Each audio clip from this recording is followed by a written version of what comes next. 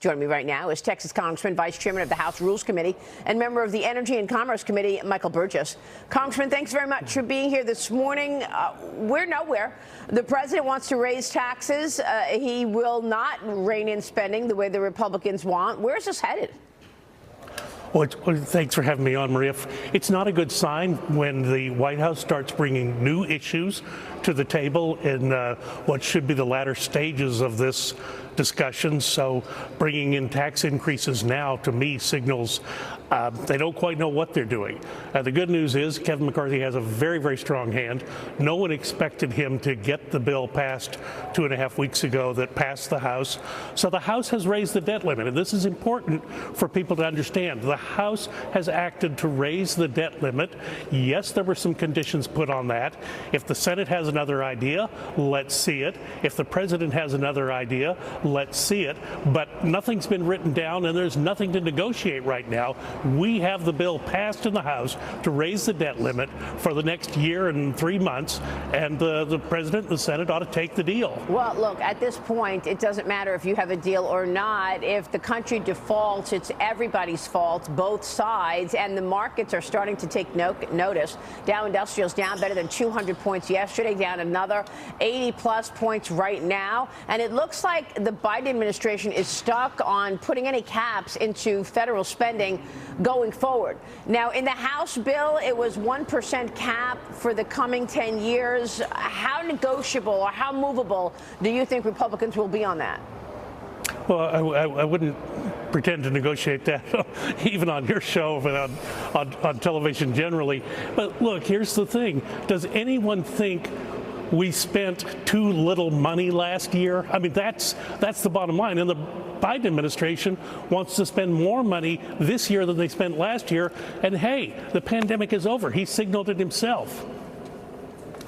Yeah, but at this point, are you expecting the meeting to resume today? Yes.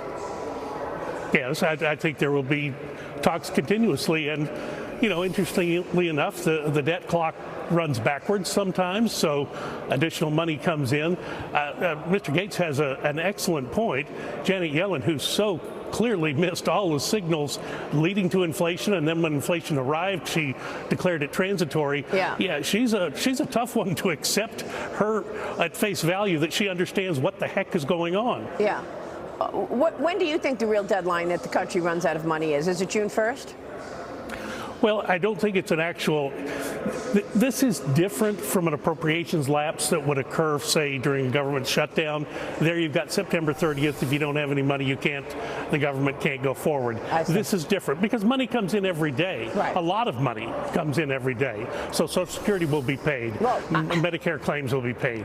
Medicaid is a shared state federal arrangement, so those bills will be paid. So it's not like everything just stops like it does with an appropriations lapse. Well, I don't know why anybody's squabbling over whether it's June 1st or June 15th or July 1st. I mean, the time is now, right? We need to raise the debt ceiling. I want to switch gears, ask you about this letter. More than 150 Republican lawmakers signed off on a letter to the Biden administration condemning the recent regulations on gas-powered tailpipe emissions. They're warning it will isolate rural Americans, lead to higher costs, and increase U.S. dependence on China. Treasury Secretary Janet Yellen and Transportation Secretary Pete Buttigieg are touting the electric vehicles. Here's Buttigieg yesterday. We do careful cost-benefit analyses on regulations related to the efficiency of gas cars, and those rules have saved Americans huge amounts of money in terms of gas and diesel costs. Making EVs more affordable will also make it easier for more Americans to take advantage of the fact that it is cheaper to fill up a car or truck with electrons, typically, than with gas or diesel. I don't think that's even accurate, Congressman. It's not cheaper to have an EV. It's more expensive. Isn't that right?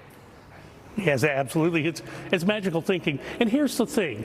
It is better if the consumer and the market make the decision to make a change like that rather than the government does it by fiat or mandate. Yeah. That almost never works out. But the marketplace can affect a change. We've all seen that in a number of things in our lifetimes.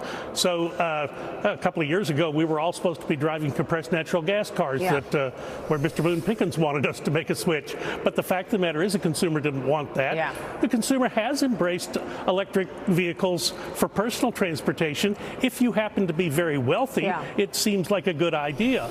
But for the large trucks, like we're going to have a bill on the floor later today about an EPA rule that they came up with, for these large trucks to have to suddenly switch. Look, it's at a time where the trucking industry kept us alive during the pandemic. This is a dreadful way to treat them. Okay, I want to get the panel's reaction in a minute to all of this, but Congressman, real quick, you're a doctor yourself, right? Yes. You've analyzed the president's condition, behavior, however you want to call it. Do you think he's running this? Is this his idea to take us to the edge like this, rather than agree to some spending reined in, or is somebody else running this show here? Oh, it's a dangerous thing to make a diagnosis off the television, but when you put his performance against Paul Ryan during the debate in 2012 up against what you're seeing on the television now, it's like there's a ghost there. I mean, it really is startling what has happened, and it happens to all of us as we age. This is a tough place for him to be in. You're asking me, is he up to this challenge? I'm not sure. What worries me is I don't know who he has around him advising him. That's the difficulty. Yep. Thank you very much. We'll keep watching all of that. Michael Burgess, good to see you this morning on Capitol Hill.